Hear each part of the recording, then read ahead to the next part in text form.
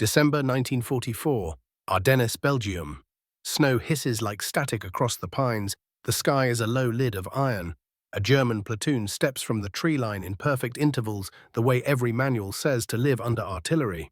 They've studied American time-fuzes, guesswork drift bursts that bury in mud or blossom too high. Then the first shells arrive and refuse to behave. They do not thump into the ground, they bloom at head height, hard white flashes that comb the air with fragments as neat as a barber's sweep. Men who flattened themselves to the earth 100 times suddenly find the earth no longer negotiates for them. The forest detonates sideways, branches scythe, snow turns to glittering shrapnel fog. Squad leaders shout the textbook fixes spread wider, get low weight out the bracket, and each answer breaks at once. It feels like a rule has been rewritten mid-battle. No spotter plane circles above. No clock could be this exact. Somewhere inside the nose of each shell, a secret has learned to find men rather than ground. They had come into this winter certain the board was set for them. Wacht am Rhein promised surprise weather and speed, the same trio that cracked France in 1940. The fog would blind the jabos, the snow would muffle the roads, American power divorced from its aircraft would look ordinary. German briefings glowed with hard lessons earned over 5 years: trust dispersion, trust the forest, trust the metronome of your mortars and guns. American artillery, dangerous but clumsy, lived by rings on a fuse and the hope that math would hold against wind and canopy. Keep your files at proper distance, and a ground burst will spend itself in dirt and roots. Hug the trunks and the fragments will cone past you. Patience drill and the MG-42 would do the rest. They had machines and methods to justify the faith. Assault guns to punch roadblocks, Nebelwerfer salvos to rattle the enemy's nerves and radios, mortar sections that could walk fire with the speed of a spoken sentence, infantry trained to move as quiet as fog through cutovers and draws, and above all the conviction that the Americans were a nation of gadgets whose courage evaporated with sunshine. Without air, the enemy's supposed cleverness radar directors' fancy clocks would be reduced to noise. So they read the map in confident colors. Take the road nets at St. Vith and Bastogne spill west before the Allies could sort their chaos and force a political answer out of a military storm. It was a plan built on arithmetic hours of darkness, miles of road battalions per junction. Nowhere in those numbers was there room for a shell that could decide mid-flight to explode exactly where a man stood. The doctrine was sound. The winter was theirs. And yet in the first days, something invisible began to make their certainties bleed. To German staff officers, American superiority looked conditional, like ice that holds only until noon. Strip away the fighters and fighter bombers, and you exposed an army addicted to air. Artillery, they believed, was the Americans' second crutch, powerful, yes, but yoked to clocks and weather and the fussy rituals of registration. Time-fuzes were guesses whispered at the muzzle. A sudden gust, a cold propellant, a scrim of branches, any of it could turn a lethal airburst into a useless sparkle in the canopy or a thud in the mud. Forests were not merely terrain, they were armor. There were other American habits to exploit. Forward observers preferred tall church spires and clean lines of sight easy to blind with fog and smoke. Batteries telegraphed themselves with repeatable patterns, bracketing creeping, lifting rhythms a drilled platoon could learn to dance between. And when the shelling did land, spacing and posture still kept you alive, 5 paces more between men. Bellies in the duff, helmets tucked to the trunk. Doctrine had been born in places like Hopkins and refined in Russia: dilute the target, and the enemy's mathematics will break before you do. German strengths seemed purpose-built for the Ardennes. The Nebelwerfer's scream could fracture American radio nets and nerves. Mortars could walk rounds under the trees with conversational speed. MG-42s stitched the gaps any barrage failed to close. Assault guns would bully intersections, while infantry infiltrated along draws and hedgerows, too close for comfort, too close for artillery. If the Americans wanted precision, they would need spotter planes and radar sets and all the delicate glass of their vaunted fire control. The winter promised to smash that glass. So they laughed, not with comedy, but with confidence at the thought of American gunners solving the eternal problem, exploding a shell where men are not where a lieutenant thinks they will be 30 seconds from now. A clock could not chase you, a tree could trick you, a storm could shelter you. Keep the files open, keep the heads down, keep moving under cover, and the American shell would always be late, early, or elsewhere. That was the bet carried into the snow. The enemy's cleverness would freeze. Your discipline. The problem on the American side was cruel in its simplicity. Winter erased their favorite answer. Airpower, the hammer that made German columns brittle, was grounded by fog sleet and a sky the color of lead. Infantry now had to hold road nets with what they could carry and what their guns could throw. At St. Vith, at Bastogne, at Hopkins, every map conference ended with the same plea to the artillery: when German files break from the trees, make the open ground lethal faster than machine guns can. But the tools at hand were suddenly too blunt. Time-fuzes lied in the cold. Powder burned slow, clocks ran fast, then slow again, and a crown of furs could turn a perfect airburst into confetti 10 meters too high. Ground bursts plowed snow and soil, impressive and often survivable. The forest that bled GIs in Hopkins now promised to protect Germans in the Bulge. Observers were half-blind. Registration risked revealing positions. Ammunition was precious because trucks slid more than they drove. The army needed killing power that ignored clouds and cared nothing for the hour. There was locked-in secrecy, an answer with a bureaucrat's name and a saboteur's bite, a variable time fuse that was not a timepiece at all. Laboratories and fleets had proven it over water. British gunners on the coast had used it to swat down V1s by the hundreds. Yet on land in Europe, the fuse had been kept on a leash. The fear was rational. If a dud fell into German hands, the secret could be unraveled, countered or copied. Better to keep the wonder at sea than to gamble it in a hedgerow. December 1944 changed the calculus. The offensive's first days showed how fast the front could liquefy when weather owned the sky. Corps artillery officers and scientists who spoke in coded memos now spoke plainly without an all-weather equalizer. The junctions would fall. Requirements were brutal. The fuse had to wake after surviving the gun's throat shocks measured in tens of thousands of G. It had to hear its own radio whisper bounce off snow and cloth and steel without being fooled by branches or rain. It had to work in cold that made batteries sulk and wires stiff. It had to screw onto existing shells, fit existing fuse setters, and be learnable by crews who were sleeping in their boots. There were also the human requirements: speed and silence. Cases marked with the coy nickname "Posit" began to appear at ammo dumps with instructions that blended promise and threat. Use them for defensive fires. Do not fire short. Recover duds if you can. Destroy what you cannot. Forward observers were briefed with pictures instead of equations set for air. Watch the burst height. Adjust like you always have, only now for perfection. Within days, the tool moved from rumor to routine. This was the Allied problem stripped to its bones: how to turn artillery into weatherproof murder without giving away the trick, how to make the air itself complicit in defense at the exact moment when the sky refused to help. The answer would not come from heroics atop a tank, but from a thumb and forefinger turning a new nose onto an old shell, a twist that made winter fair again. It did not begin in snow, but in heat and hum bench lamps, oscilloscopes, the low animal thrum of vacuum pumps. On a patch of Maryland ground, bracketed by cornfields and tidewater creeks, a wartime campus took shape under an unassuming name. A laboratory for applied physics that would feed a navy hungry for solutions faster than the textbooks could print them. Here a simple, arrogant question was asked without apology: could a shell learn to know when it was close enough? The problem sounded like science fiction, not because radios were new, but because radios were fragile and shells were not. A time fuse was a clock with manners. A proximity fuse would be a set of nerves inside a hurricane. At Johns Hopkins APL and sister shops stitched across the country, engineers who once tuned living room sets began hardening glass to survive the throat of a gun. They potted tubes in waxes and resins until they looked like amber fossils. They caged coils in rubber and cork so they could ride 20,000 greeners like a boxer taking a body blow. They learned to love shock, to design for it the way a shipwright designs for waves. They taught circuits to wake up late. A round is born in violence. If the fuse thinks too soon, it dies at the muzzle. So the first act of genius was negative. Make the brain deaf during acceleration, then let it listen only after the metal has stopped screaming. Setback switches, spin safers, inertia tricks that would make a watchmaker grin, all of it to ensure that a sliver of radio could sleep through hell, then sit up and blink as the wind got quiet. Water and desert became classrooms. In the Chesapeake, drone planes and sleeves on wires gave the new noses honest enemies. In New Mexico air that tasted like sunlight on tin, they flew balloons and kites and learned which echoes were lies. Rain taught cruelty, branches taught humility. The fuse had to ignore a forest's gossip, raindrops, needles, the thin whisper of grass, and only thrill when something big and close filled its invisible bubble. That invisible bubble the engineers discovered could be shaped by math like a lens is shaped by glass. Nothing stayed in one place long.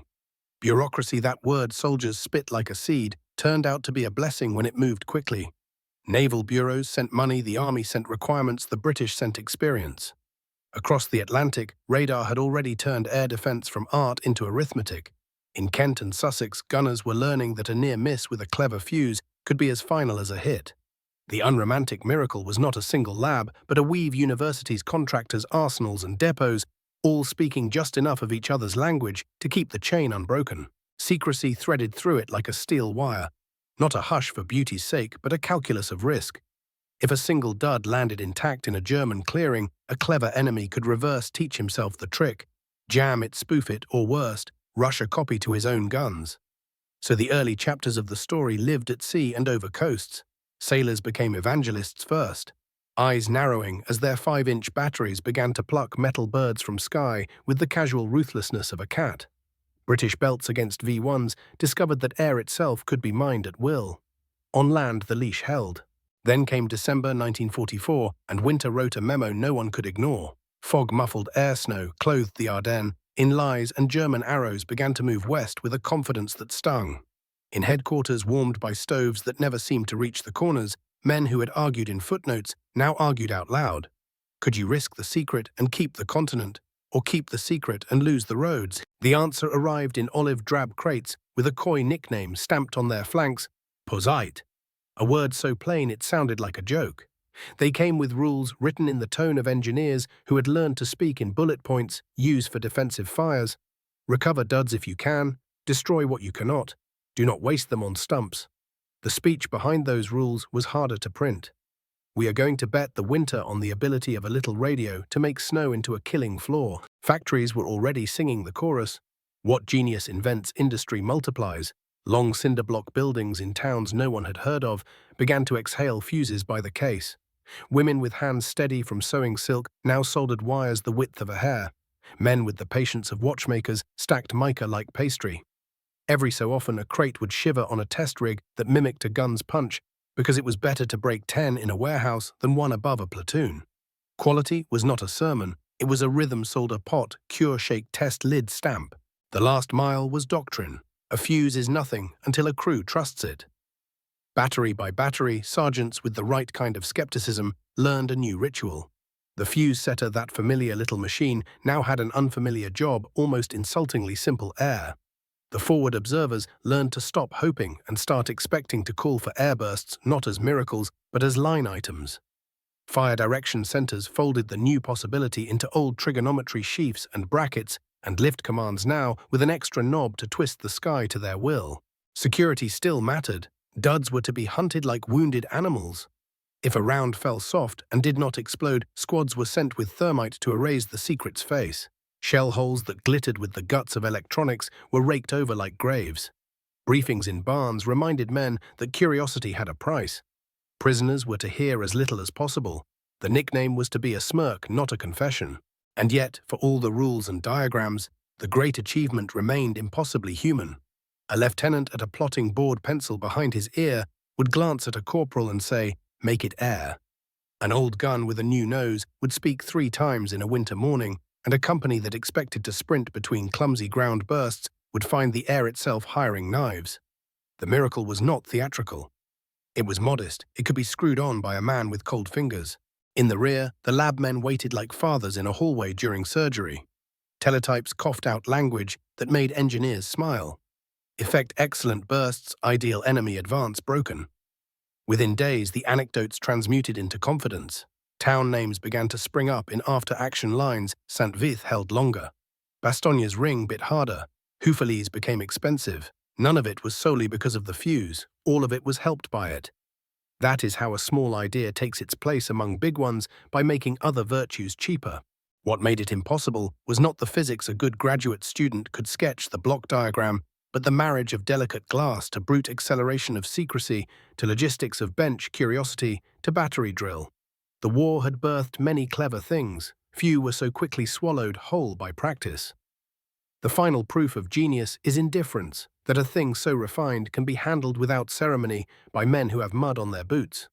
By the end of December, the impossible idea had become a routine twist of the wrist. Take the nose off the shell in your mind and lay it on a clean table.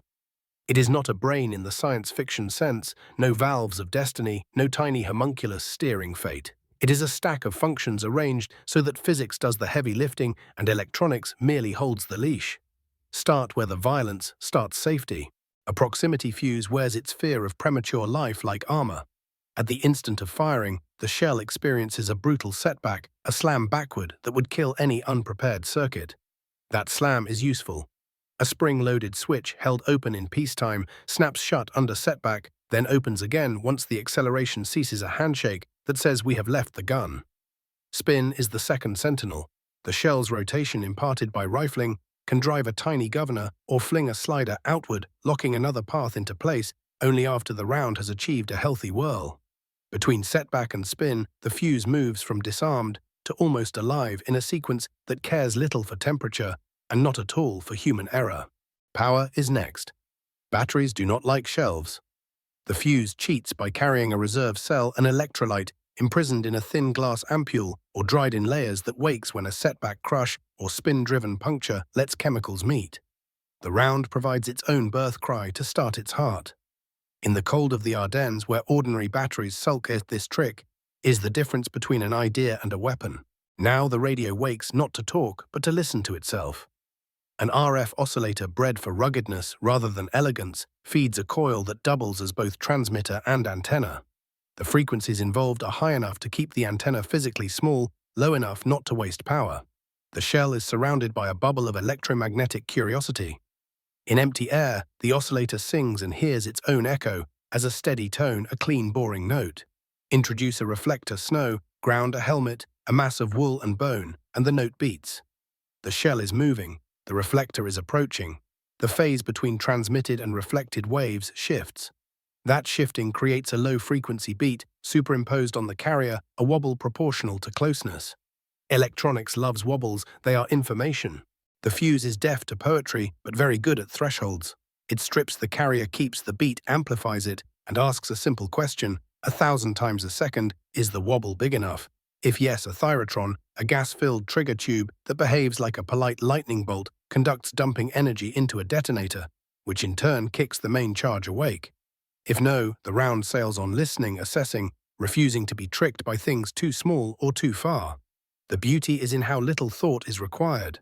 Range gates and Doppler theory live underneath the hood. To the crewman with the fuse setter, the instruction is charmingly brutal: set AIR. Why does this matter in a forest geometry? Ground bursts carve a mostly upward and radial cone. Men prone behind low cover survive more often than not. Airbursts at human height invert the problem. Fragments sweep laterally, reaching behind logs into shallow trenches under helmets tucked to roots. At roughly 20-30 feet above ground, a typical 105mm or 155mm shell's fragment spray matches the vertical silhouette of a standing or crouching man with ruthless efficiency. The trees become amplifiers rather than shields, turning branches into secondary shrapnel. The doctrine that spacing would save you assumes the air is innocent. The fuse makes the air guilty. Consider the workflow on the gun line. A forward observer on a ridge or in a church tower calls a grid. The fire direction center computes deflection quadrant and charge as always. Then comes the quiet revolution. Instead of calculating time of flight and twirling clockwork rings to guess a burst at a guessed height, a corporal reaches to a tray and selects proximity fuses. The setter indexes them for VT or air, a gross mode, not a fussy second count, and the crews seat them on the shell noses. In bad weather, when before you would accept the mediocrity of graze or delay, you now expect perfection overhead. Tactically, this changes tempo. Salvo 1 explores, the observer reports with new confidence, bursts perfect. Effects heavy. Salvo 2 punishes. Salvo 3 finishes. Adjustments are no longer exercises in compensating for a clock's pride, but in sculpting a beaten zone to match ground you can see. Against troops breaking cover to cross a road or field, the difference is indecent. What was once a rush between rainstorms turns into a step into a threshing machine. Could the enemy sense the trick? In theory, one might imagine German electronic ears picking up a forest full of little transmitters and devising jammers or decoys. In practice, physics is a conspirator. The fuse's power is tiny, Its antenna is small, its transmissions are brief and riding inside a steel body whose orientation and spin smear any neat signature. By the time a receiver anywhere else notices anything, the shell has already arrived and decided. Jamming a Doppler fuse is easier in a lab than in a wood where every tree argues. As for capture, winter helped the Allies. Duds were rare, those that fell soft were destroyed with zeal. The Germans were busy moving and bleeding. Their best laboratories were not in the Ardennes. What about counter-tactics? The obvious ones appear in hindsight: deeper trenches, overhead cover, greater vertical dispersion, more generous use of smoke. All of those answers require time, pick shovels, and a posture more defensive than the Bulge allowed. The offensive's very premise, speed through road nets, kept men in the open where the fuse's virtue is loudest. In later wars, one sees armies dress their positions against airburst roofing trenches, hiding warmth. Here, in December 1944, infantry doctrine met an invention on the wrong week. Reliability, the ugly twin of innovation, had to be good enough to trust. The secret sauce was not mystical obsessive shock-proofing, ruthless quality checks, conservative circuit design. Tubes were chosen not for laboratory perfection, but for how they shrugged off insult. A little sloppiness favored robustness, a little extra gain made up for cold. The battery awake time and arming distances were engineered so that low tree canopies didn't always fool the nose. The logic discriminated between a branch brushing the antenna and an echo that grew with intent. No engineer believed he had outwitted all of nature. Every gun crew learned there were quirks. But quirks at the margins are not the same as failures at the core. When the winter asked its question, the fuse answered with a rate of success that felt like inevitability. Inside the warhead, nothing else changed. The burst still tore steel into petals and needles, the casing still did the killing. That is the quiet philosophical point. Proximity fuse technology did not demand a new class of shell or a new gun. It made the old arguments better. This retrofit nature was strategic gold. You do not need to ship new calibers across an ocean. You ship noses by the case and teach a corporal a new habit. Zoom out from the shell to the system and you see other ingredients in the sauce. The network from observer to battery to gun to target was already an orchestra. The fuse tuned it rather than replaced it. Fire direction centers could risk fewer registration rounds, secrecy's friend, logistics friend, because they no longer had to chase a lofty mathematical optimum. Ammunition expenditure curves bent in pleasant directions, fewer shells for the same effect in some missions, or more effect for the same shells when the mission demanded drama. In a battle where trucks skated and gasoline became a sacrament, efficiency is not a luxury. It is survival. If the device's inner life is radio and glass, its outer logic is psychological. The first time a platoon that trusts spacing steps into a road and meets a ceiling of steel, the lesson travels faster than any field order. German leaders responded quickly with caution: more smoke, more night, more hugging of trunks. But caution is friction, and friction is the death of a timetable. The Axis had come to the Ardennes with a schedule. The proximity fuse wrote delays into their days. Could a clever enemy spoof it with chaff reflectors or metal screens? Perhaps in a laboratory with time and clean air. On a battlefield of hills, ravines, pines, and snow, false targets are not where you need them when you need them. The fuse does not chase decoys, it rides a ballistic truth and asks a proximity question only as it nears the earth. The only sure defense is not to be there a principle as old as rocks, or to burrow and roof yourself like a miner. Neither option pairs well with an armored dash to the Meuse. In the end, the secret sauce is not one clever component, but the ensemble arming that respects violence. Power that wakes itself, radio that prefers nearness, logic that loves thresholds, fragments whose geometry matches the human shape, doctrine that can swallow a change without choking, logistics that can ship millions of fragile things and still have them work after a truck ride over rutted roads. Add weather that grounds planes and an enemy that must move in the open to meet its own plan, and you have a perfect storm where a tiny radio changes a continent's winter.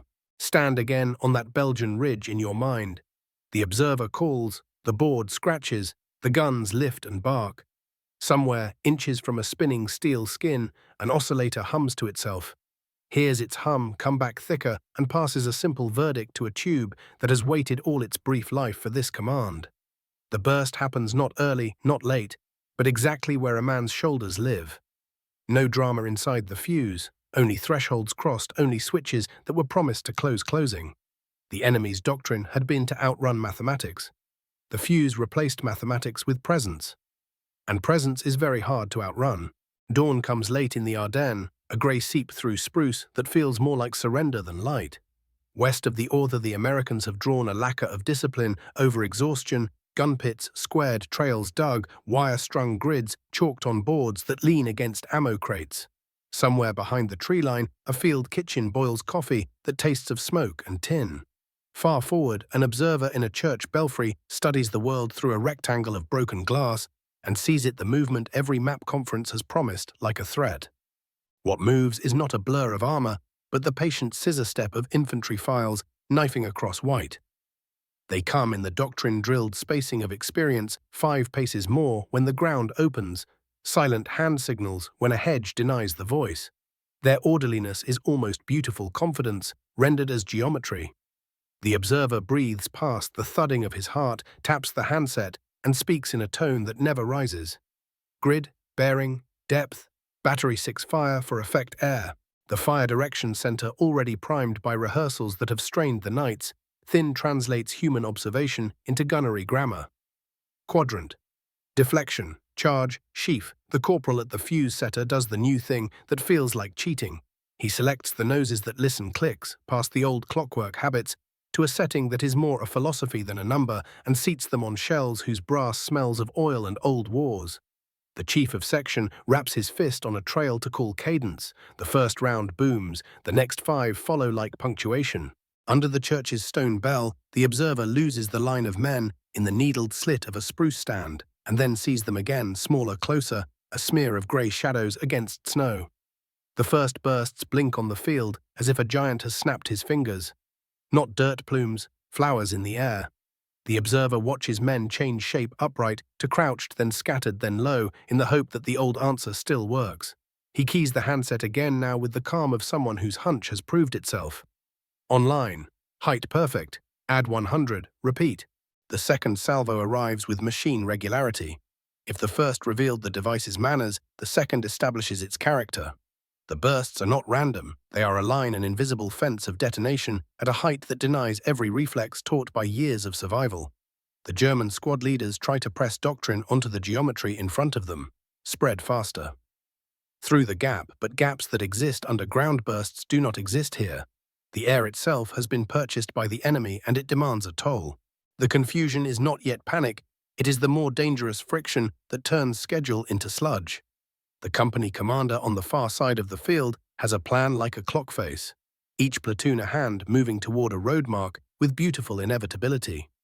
Now, one hand stutters, a second lurches sideways to avoid the drift of bodies. A third, waiting for the agreed-upon gun ripple that will drown their noise, receives nothing but the steady thunder of American batteries that seem to need no spotting planes. The plan begins to develop the tremor that precedes a shake. To the rear, beyond the horizon of tree crowns, the American gun line settles into the fugue state of practiced murder. Crews move as if the cold has been trained out of their joints. A loader's palm is raw where steel kisses skin. A number 2's cheek is smudged with graphite from the plotting board. The battery commander's voice passes through the wire with a steadiness that makes young men trust what they do not understand. One more fire for effect air on my splash. At Elsenborn Ridge, where the ground climbs to a wind, the trial scales up. Here, the German logic is pure mass guns, push infantry under their curtain, and let tanks bully the road nets once the Americans' thin screens give. The terrain offers no romance, no panoramas, only chopped sightlines and snow-bent branches that pop like knuckles. But the ridge has 2 advantages the enemy cannot read. The Americans' artillery triangulates it like a surveyor's dream, and the men in its foxholes now fight with the confidence of an invisible ally over their heads. A forward observer crouches behind a stone wall that pretends to be a fence. He adjusts his field glasses by habit. The lenses cloud and clear to show a straight line of men from a far tree line to a ditch that thinks it is deep. In a previous winter, he would have hesitated. Time-fuse is an art, and art resents urgency. Today, he does not pause. Left battery first, right battery follow. He gives no sermons on science. He asks for what he knows he will get. The first bursts mark the ditch with white flares of shrapnel-scrubbed powder. The men in the ditch recoil as if the snow itself has teeth. Back in the German column, rumors outrun orders. A runner collapses into a platoon leader's lap with a face grey as his coat, and the message equal parts data and superstition. They have Fuze's radio air. Do not stand, do not move under the trees, do not... He cannot find the end of the sentence because there isn't one that offers salvation. The lieutenant swallows anger that is actually fear. He is not uneducated. He has read papers. He has seen diagrams. Radios require power antennas, signatures, time. The air around him offers none of those clues. There is only the sensation, as his men begin to drag wounded out of the ditch, that the enemy now owns altitude without flying. At Bastogne's ring, the battered donut of fields and villages whose name will turn mythic, the technology becomes folktale as fast as it becomes doctrine. They've got nose magic, someone says in a cellar, that smells of potatoes and damp wool. Magic is simply engineering that has learned to ignore the audience. A battery pushes a mission through slush and wire, and the bursts arrive over an orchard at exactly ladder height, turning branches into scythes. In a barn loft, a radio man copies a grid twice because his hand shakes. In the next village, a corporal runs his thumb over the stamped letters on a metal fuse cup and wonders how something so small can carry a winter. Through it all, the American batteries husband their supply with the prudence of men who know that logistical miracles are still mortal. Not every mission gets the good nose. Counter-battery still has to be done with earth-biting delay. Harassment and interdiction can be carried out with old habits. But when the call comes that says column crossing white company in the open trucks on the road, the new ritual takes the stage. And when it does, the field itself becomes a killing instrument. The first lessons write themselves in snow. The shortest path between woods and road is not a line but a casualty list. By the time the day sours toward afternoon, the trial by fire has completed its arc. The enemy still presses. Attacks do not evaporate because of a single device. Men on both sides still carry each other into aid stations where light bulbs hum and nurses' hands are cracked by cold water. But among German companies that have tasted the American airbursts, a mood has shifted from contempt to calculation. The calculations are ugly. More smoke, more night, more crawling through ditches that now feel like alleys with hostile ceilings. The winter planned to be an ally loses some of its loyalty. In the gun pits, the crews breathe steam and the chiefs of section give praise with grunts. A dud is reported and then erased with a hiss of thermite and a discipline that feels like piety. An FO writes 2 words in his notebook exact overhead and underlines them once because a single line is enough when you are sure. The observer in the church belfry peels his frozen cheek from the wood of the sill and dares to look for airplanes out of habit. The sky remains blind. It does not matter. The trial has found the device guilty of effectiveness, and the sentence is written in the littered white of a field that no longer obeys old mathematics. The realization does not arrive as a speech. It comes as a sound and unnatural rain hissing through fir branches at a height that should be safe. It comes as a taste iron in the mouth from snow turned to aerosol by fragments. It comes as a choreography men who know how to live under shelling, suddenly moving like they have forgotten the steps. Across companies and sectors and days, the experience assembles itself into a truth men can say out loud. Only later, when the warmth has returned to their hands, the Americans have taught their shells to decide. Consider a platoon pulling off a road near Hopkins to cut across a field that looks harmless. A shallow bowl, a thorn hedge, a barn beyond that promises cover. The lieutenant holds his hand up, cuts them into 4 files with a daylight spacing that has saved them in Russia and Italy. He is thinking of machine guns, of mortars, of the dirty arithmetic of lanes and flanks. He is not thinking of the air directly over his men, because the air has always been a place bullets pass through. The first burst steals that assumption. It is the sound of a door slamming in a room you thought was empty. Screams, never cinematic, most of them oddly high, lace the white. The training voice barks in his ear from the past spread. Down. Wait. He orders all 3, and the second burst punishes all 3. The fragments come lateral and low, gnawing at forearms, shielding faces creeping under the shallow shelves of snow thrown up by elbow and boot. The men squeeze closer to trunks that once promised to shape fragments upward. The branches tear and join the storm. The lieutenant signals smoke by reflex, then remembers the wind will take it, and that his men must move anyway because the road has orders and the timetable is a tyrant. He points to the hedge. The third burst turns the hedge into knives. The realization reaches upward to officers with maps. A battalion commander in a heated car whose windshield has never quite de-iced pushes pins with a pencil eraser. and notices a pattern that does not match the training films. Units that should have reached the next phase line by noon have not.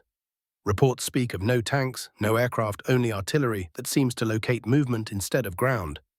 Artillery always punishes movement, he knows that, but this is different in degree that slips toward difference in kind. He drafts a message to regiment that reads like weather-strong, artillery airbursts movement in open impossible daylight. He deletes impossible writes very difficult because words like impossible are not permitted south of panic. In a barn half seized back from civilians, a company of Volksgrenadiers tries to make sense of the invisible enemy. Helmets rock on knees, rifles point toward floorboards. A medic tightens a field dressing with a turn that makes his patient hiss and then laugh from the pain, because laughter is how grown men agree to keep going. The senior NCO, his hair dusted with snow that refuses to melt, draws with the butt of a bayonet on a barrel-head tree-ditch road. He sketches an arc with a muttered explanation. They explode here, and stabs the wood above the stickmen as if he could pin the treacherous air to the drawing. How someone asks. Radio someone else says, with the contempt soldiers reserve for words that feel like staff jargon. The NCO chooses the only tactic available. Night, he says. More smoke, more digging. None of those answers fit the offensive they were promised. At Elsenborn, the ridge bleeds German plans a liter at a time. Repeated probes meet a fence that is nothing but mathematics armed with radios and powder and wire. The men who write the morning orders learn to choose verbs carefully. Advance becomes attempt. Take becomes fix. Breakthrough becomes pressure. Among the infantry, the reassurance that our artillery is as good as theirs does not work the way it used to, because what they are living through feels new. Their own shells obey the old habits: thump, spray, splinter. The Americans' overheads feel precise enough to be personal. Back on the gun lines, the Americans are discovering their own version of awe, the productive kind that makes hands faster. An FO calls for a switch from delay to air, the way one might ask for a wrench. The adjustment turns a nuisance into a guillotine. In the FDC, a lieutenant finds he can shave minutes off missions because he is no longer coaxing a fuse to guess. Make it air is a technology and a shorthand. It compresses the battlefield's latency. The tempo edge multiplies itself when a unit can punish movement now. Rather than soon, it can also deny ground that would otherwise become a problem later. A road not crossed is a road not fought over at dusk. The German attempt to intellectualize the new pain marches alongside the visceral one. By the third day, officers who have read journals propose possibilities: miniature radio, Doppler, some wizardry that makes the shell allergic to nearness. They speak of counters as a ritual against helplessness. Jam it, blind it, confuse it with reflectors, build false canopies of wire to trigger it early. The staff colonel listening knows which of these are engineering, which are fantasy, and which require time he does not have. He assigns a few men with pliers and initiative to string wire over a likely approach as a test. The next American salvo ignores the wire and kills the idea along with two of the men who strung it. The colonel stops allocating imagination to this problem. He has bridges to worry about, fuel to steal, and a timetable that has begun to laugh at him. Among prisoners, the realization takes the form of confession. An American interrogator with a tired face and a pencil chewed to its paint hears the same story in accents from the Ruhr to Vienna. Your shells over our heads always the right height. Some add humility, some anger. A paratrooper from a formation that considers itself elite spits the word unfair, then blushes because he is 30 and has used the word a child uses for a playground. The interrogator does not argue fairness. He writes the phrase airbursts very effective for the fourth time that day and wonders if any of these men would believe him if he told them the whole device weighs less than a canteen. The shock is not confined to infantry. Artillery observers on the German side, professionals who appreciate a good trick even when it cuts their own fingers, notice that American registration seems weirdly sparse. Where are the long struggles to find the right time ring? Where is the waste that allows a company to move during an enemy's arithmetic? An observer peers through a periscope and watches a set of bursts step cleanly across a field like a surveyor's chain tossed by an expert. He allows himself half a second of admiration and then phones in a barrage that answers as well as it can with old means against new ends. At Bastogne, the ring holds with stubborn heroics that will fill books. But every platoon that watches a field became a razor remembers the contribution of a thing nobody will carry in a parade. In the fog of an afternoon that never becomes proper light, a group of German infantry tries to bracket a farm lane with mortars, and then rush it, duking from hedge to hedge. The Americans let them commit, then the lane flowers. Men who have held grenades like talismans drop them and cover their heads as if their arms could petition physics. The grenades go off in snow they had just blessed with their own heat. The survivors crawl back. Their officer, ash pale with rage and cold, writes artillery air impossible in his notebook and crosses out impossible. His pencil breaks, he sharpens it with his teeth. If there is a single moment that deserves the melodramatic name realization, it might be on a ridge where mist makes distance dishonest. A German captain, good at his job and skeptical of myth, presses a counterattack because the map says the Americans are thin here. He sees no planes, he hears no engines. He has the gift rare and precious of a horizon without obvious death. He orders advance. His men cross 20 meters before the air learns them. 3 bursts erase the shape of his lead squad. The 4th shears a pine as if a man with an axe had been waiting inside it. The captain opens his mouth to order something, anything, and discovers that the rows of options has turned into a stem. Night, smoke, digging, retreat. He tastes bile and chooses smoke because it is the only one that preserves both life and face. The word travels backward, canisters hiss, white folds into white. The next salvo still finds shoulders within the fog. The captain closes his eyes and tries a different word older than doctrine. Wait. Waiting is a tactic too. It is also time lost that a plan cannot afford. By the 4th day, the realization has ripened into prescriptions scrawled in margins. Battalion orders begin to include lines that look like concessions to physics. Avoid open fields in daylight regardless of covering fire. Greater distances between individuals and squads double the drills. Use ditches only if overhead cover can be established. Increase night movement. These are not novel ideas, but their emphasis is new, and emphasis is the handwriting of pain. In staff cars and dugouts, German officers begin to say bulge as if it is a proper noun with its own will. They talk about the Meuse the way a man in quicksand talks about the shore. On the American side, the batteries develop a superstition so rational it feels like faith. If the fuse is available, the mission will succeed. Crews give the noses nicknames, pocket ears, owl heads, magic caps, because humor oils fatigue. A dud is mourned not as a technical failure, but as a sin against a schedule of salvation. Thermite hisses. Fragments of secret glass sag into slag. A corporal with a scar on his lip spits in the snow and says, "Not today, Fritz, without venom," because he is too tired for hatred that lasts longer than a sentence. The FO in the church tower writes, "They are learning" in his notebook and underlines it twice, recognizing that learning implies hope, and hope implies longer fights. He flips the page and draws a new grid. And then there is the intellectual aftershock, the part of realization that writes its own history. A German engineer rescued from a field post and now under a roof with proper light sketches possibilities on paper that unmistakably says, "Captured." He imagines miniature tubes set back arming Doppler beats. He sees the outline of a counter in jammers that will never be built in time, in reflectors that will never be strung in the right places. He curses the distance between knowing and doing.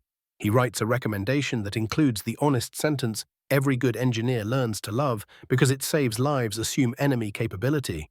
A just doctrine. That sentence is worth more to his army than a dozen tanks he cannot fuel. By the time the weather breaks and the Allied air loud arrogant, deserved returns to write the obvious half of the story, the invisible half has already done its work. The Axis realization has matured into behavior: fewer daylight dashes, more night infiltration, more smoke, more pauses. An offensive whose verb tense drifts toward the past. The Americans will tell the winter as a tale of rings and stands and heroes with cold feet, all true. Inside that tale, a quieter hero will remain: a little radio that changed what it meant to cross a field. The last scene is small because the war loves irony. In a lull that feels like grace, a German private crouches behind a stump, one of those old hardwood giants that should be a friend, and stares at the snow on his sleeve. It is pink where it should be white. He thinks of a room he once had, of a window that did not rattle, of bread that was not an army's word. Over his head at a height the manuals never made room for the air size. Somewhere behind him, a man he will never meet twists a metal nose onto a shell with cold fingers and calls it routine. The private looks up because men look up when they pray, even when they have forgotten the words. The realization is complete. The prayer is brief. The burst is on time. Zoom out from the foxhole to the map and the pattern clarifies. Proximity fuses did not win the Bulge alone, but they rewrote the cost of German movement at every critical road net. Strategy depends on tempo. Tempo depends on safe transit through exposed ground. The Fuze made exposure catastrophically expensive in daylight and costly even under cover. That single change warped the German plan from a schedule into a negotiation with physics they could not win. Operationally, Vith turned thin American defensive lines into elastic killing zones. Junctions at St. Vith and Bastogne, once calculable through mortar screens, and quick rushes became filters that shredded the leading battalions and slowed those behind them. Every hour lost to artillery overhead was an hour earned for engineers to blow bridges for truck columns, to reroute for divisions to pivot. When weather finally broke, Allied airpower returned to a battlefield already pre-slowed by shells that had acted like invisible minefields. Logistically, Vith multiplied ammunition value. Fewer rounds produced decisive effects against infantry in the open. Batteries conserved powder and tubes, sustaining high fire rates through the worst days of the offensive. Doctrinally, it erased long-learned enemy habits, spacing shallow trenches, canopy cover, forcing ad hoc German adaptations, more smoke, more night, deeper digging that were incompatible with a rapid breakout to the Meuse. An offensive that counted on speed found itself paying a toll at every field and hedge. And strategically, Vith foreshadowed a post-war truth that sensors mated to munitions shift warfare's geometry more than bigger calibers do. The Axis still had guns, armor, and brave men. What they lacked was an answer to a fuse that turned air into a surface of detonation. In December 1944, that made the Ardennes unforgiving. In the decades after, it made smartness, not mass alone, the metric that armies feared and bought. The war would remember Bastogne's ring, Elsenborn's ridge and road nets that refused to yield. Inside those names lived a quiet accomplice, a little radio that taught steel to notice. Post-war German assessments admitted as much, sometimes with professional admiration, sometimes with the bitterness reserved for elegant defeats. A senior German artillery officer debriefed after the campaign put it without embroidery. Your shells burst at a constant man height. Daytime movement in the open became suicidal. Another engineer's summary written in a hand, cramped by cold, could have been a eulogy for an idea. We counted on spacing trees and time. The Americans removed time. Those sentences are not poetry, they are measurements. The proximity fuse did not roar like a tank or strafe like a fighter. It whispered in circuitry, then spoke aloud only once at exactly the height where men live. In a winter that grounded planes and promised the Axis a corridor of fog, the United States made the air itself hostile and bought the hours needed to close the Bulge's jaws. When the snow receded and maps turned from white to green, the lesson remained: sometimes the smallest inventions are the ones that make entire doctrines obsolete.